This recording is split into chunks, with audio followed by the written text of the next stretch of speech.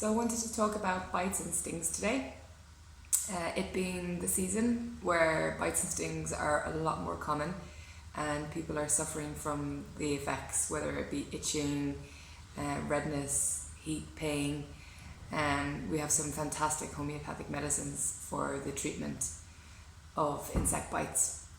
Our top two medicines are apis and ledum, and they are both indicated for different types of responses to a bite. I have had amazing success with treating bites and stings over the years using these two medicines alone. So they're fantastic ones to have in your medicine kit or your medicine cupboard all year round, but especially at this time of year. So first of all, apis. Apis generally is indicated when the response to the bite or sting is very red, hot, puffy swelling, kind of edema-like swelling. And the sensation generally is like heat and stinginess. With the apis picture, it's normally very, very sensitive to touch and to warmth. So if a person's bite or sting is much better for cool applications, and that's the person's inclination is to want to take something cold, like a pack of ice or anything cold they can find, like a cool drink, and they put it on that bite to get relief, then we think of apis. Now ledum can also be better for cold applications, but the unique thing about apis is their absolute aversion to warmth. So ledum, on the other hand, is fantastic for all bites and wounds. It's our number one bite and sting medicine, and it kind of covers all bites from all insects, it being a fantastic medicine for puncture wounds. Now the ledum bite can also be warm and better for cool applications, but it doesn't have that typical puffy, very, very red and hot appearance that the apis bite will have. So with ledum, it will, have a bit of heat and be raised, and might be like just warm to touch, but it can also be cool to touch and it be raised as opposed to very swollen and puffy. So I hope you can see the clear distinction between the two. If not, feel free to ask me some questions and I'll answer them. Ledum being a fantastic puncture wound medicine and is fantastic remedy for treating tick bites, and there is actually some clinical evidence to show its effectiveness in the treatment and the prevention of Lyme's disease. So if you did happen to be bitten by a tick in an area where Lyme is prevalent, then obviously as a first course of action you would remove the tick safely, and I would take ledum as soon as possible to help prevent any ill effects. And I would take that, every 15 minutes for the first hour, and then I would take it every 4 to 6 hours. So that would be 3 to 4 times daily for at least maybe 3 days, but until improvement. So as soon as those symptoms start to reduce, the itchiness and the redness or the discomfort has subsided, then you can stop taking the medicine.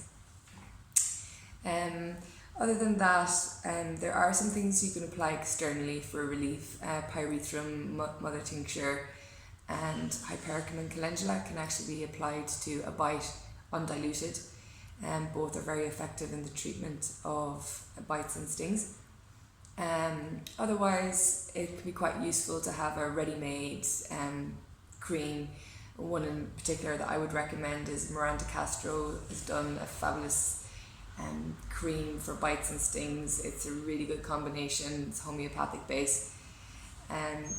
I'll put the link below in the comment section for those of you who are interested. Great addition to any first aid kit at home or when travelling. So you can check that out on Miranda Castro's site. Otherwise, I often apply to help speed up the healing hypericum and calendula cream. I generally go for Helios creams myself, and I'll add the link below for that as well. For example, if you got bitten with a horsefly, which can be very, very sore and painful, and they can take a long time to heal, I would be putting hypericum and calendula on there at least twice a day, or whenever I remember, and it heals up pretty quick. Other things to just bear in mind, obviously, with bites and stings: if you are hypersensitive or have any severe allergic reactions to bites and stings, whether it be from bees or wasps, mosquitoes, but in particularly the venomous insects. If you have any severe allergic reaction, obviously your first port of call is to follow, your standard first aid procedures, and seek medical care immediately. And then these remedies alongside will be a great help. But obviously another thing to mention is prevention is the best cure. So if you are in an area where you've got lots of midges or mosquitoes, obviously using your insect repellent to prevent being bitten is the best course of action. And then I would say,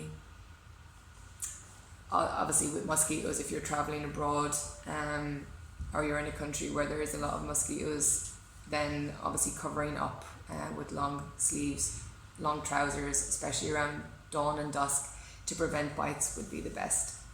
Using your mosquito nets.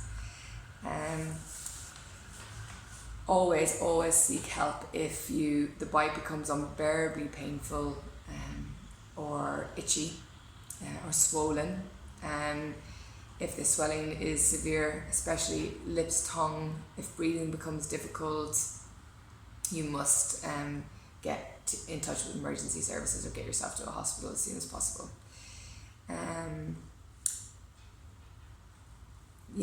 Other than that, if you get stung with a bee or a wasp, it's important to take out that sting immediately. So get a sterile needle or tweezers and take that sting out, so that venomous sac there doesn't continue to put the venom into your system. So obviously trying to get something sterile as possible to remove that, and to clean the area to prevent infection. I think that's all of my tips for today on bites and stings. Like I said, if you've got any questions, please fire ahead and ask them below in the comment section. Okay? Take care and be safe. Bye.